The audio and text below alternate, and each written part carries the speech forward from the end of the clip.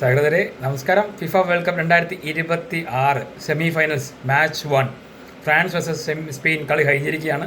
2-0 Spain ജയിച്ചിരിക്കുകയാണ്. ഞാൻ 2-1 എന്ന സ്കോറിൽ France ജയിക്കുമെന്നാണ് predict ചെയ്യുന്നത്. എന്തായാലും സ്പെയിൻ ഫ്രാൻസിനെ എന്താ പറയുക, ഇല്ലാണ്ടാക്കി കളഞ്ഞെന്ന് തന്നെ പറയാം.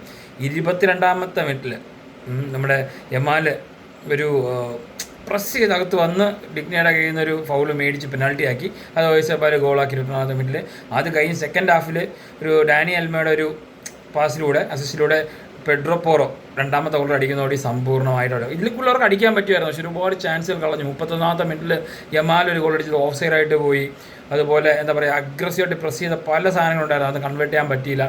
എന്തൊക്കെ പറഞ്ഞാലും എന്താ പറയുക, ഫസ്റ്റ് സ്റ്റാർട്ട് ചെയ്യുമ്പം ഫ്രാൻസ് ഹെവി ആയിട്ട് പ്രസ് ചെയ്ത് അതിൻ്റെ ഫലമായിട്ട് 10ാമത്തെ മിനിറ്റിൽ എംബാപ്പയുടെ ഒരു കടുത്ത എഫേർട്ട് സിമോൺ കട്ടയ്ക്ക് സേവ് ചെയ്തായിരുന്നു കേട്ടോ, ഒന്നും പറയില്ലായിരുന്നു.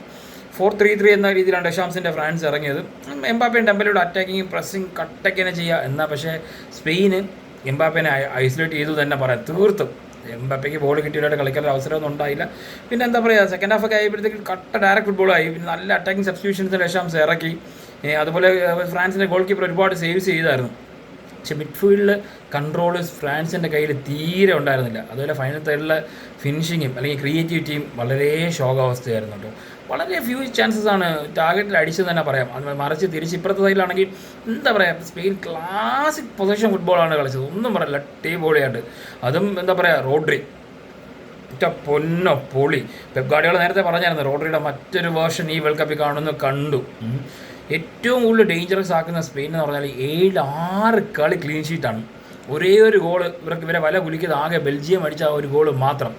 ഇപ്പോഴാണ് ഈ നമ്മുടെ കബോവെർഡേക്ക് ഒരു വില മനസ്സിലാവുന്നത്. 0-0 സ്പെയിനിനെ പിടിച്ചിരുത്തിയ സ്പെയിന് ഫ്രാൻസിന് 2-0 അടിയിലെ കബോവെർഡെ എങ്ങനെയുള്ള ടീമാണ് എന്ന് ആലോചിച്ച് നോക്കുക. അപ്പം അത് ഞാൻ പറഞ്ഞത് നിങ്ങൾക്ക് മനസ്സിലാവായിരിക്കും എന്തുകൊണ്ടായിരിക്കും അത് എടുത്ത് പറഞ്ഞതെന്ന്. ഞാൻ ആലോചിച്ച് നോക്കുക. എന്തായാലും ഫുൾ പൊസിഷൻ ഫുള്ള് നന്നായിട്ട് സ്പെയിൻ കൺട്രോൾ ചെയ്ത് അതിൻ്റെ കട്ട് കോമ്പോസ് റൺസ് ഒരുപാടുണ്ടായിരുന്നു.